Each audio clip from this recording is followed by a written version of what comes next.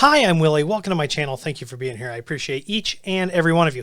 What we're going to take a look at in this video is real quick how to set up an OpenVPN client VPN. So that's if you're out, outside of your office, outside of your home, and you want to VPN in, that's what I'm going to show you how to set up here with the new UniFi. This is actually on my UDM Pro. And so it'll work this way on your UDM as long as you're running that UniFi OS 3.0.20 or newer. And it's really good stuff. And it's really not that difficult, but I'm going to explain a couple things as we go. So first thing you're going to do is go to Settings. You're going to go to Teleport and VPN. Then under VPN Server, you're going to click Create New. Then you're going to choose OpenVPN. Now here I'm just going to call this Willie VPN or OpenVPN. Then under server address, if your UDM, whichever UniFi device you are doing this on, if it has DHCP for the WAN, then that is going to show up here under IP address. This doesn't necessarily have to be static, or you can enter the IP address manually by clicking that button. So I'm just going to choose WAN 1.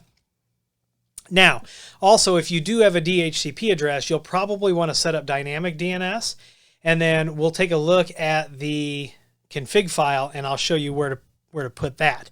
But we're going to choose port 1194 because we can choose multiple ports. Now, here's where you can create a user here. So I can just create Howe and then my super secret password here. And then once I download the config and make sure everything's good, I could be done.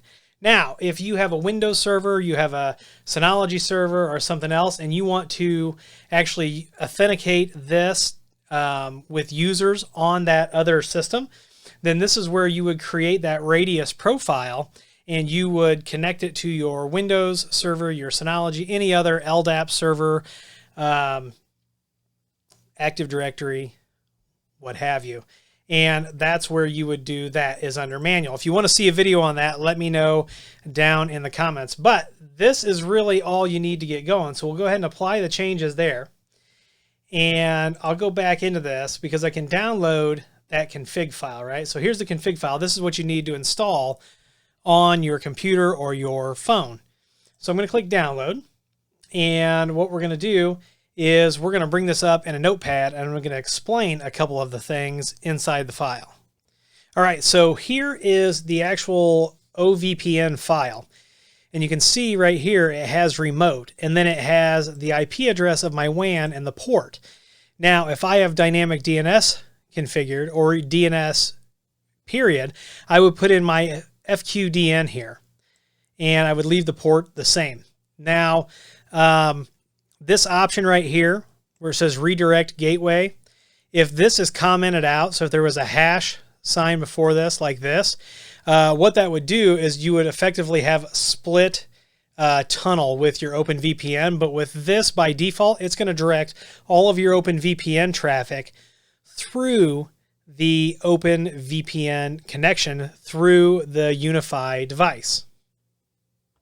And then the certificates and the keys, that's everything that is embedded. Sometimes with OpenVPN, you can have separate files that contain those things. Here, everything is actually right in that OVPN file.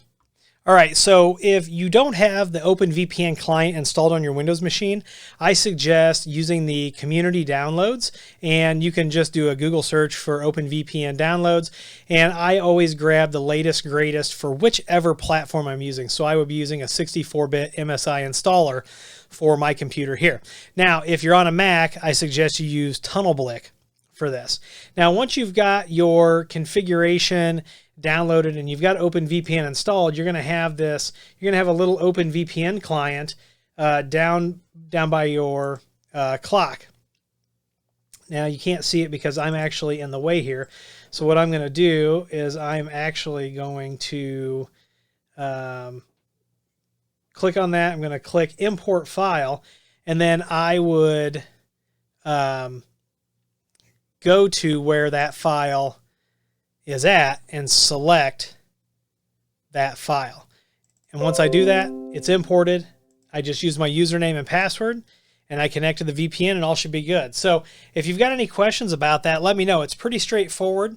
It's a great option for VPN. If you've got MFA set up on your Active Directory and you are connecting this to your Active Directory, then that MFA will flow through. Now, the user would put in their password and then the TOTP if that's what you're using, but it works great and is really simple. Let me know down in the comments if you have any questions about this. And if you like the video, make sure you give it a thumbs up, subscribe, comment, and share.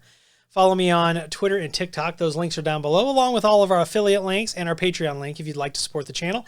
And if you need IT consulting because you'd like to get VPN and multi-factor authentication set up for your network, or reach out at williehowe.com. Click Hire Us or Contact Us. Fill that information out, and someone will be in touch with you as soon as possible. We do all kinds of IT consulting, so reach out, and if we can't help you, we'll get you to someone who can.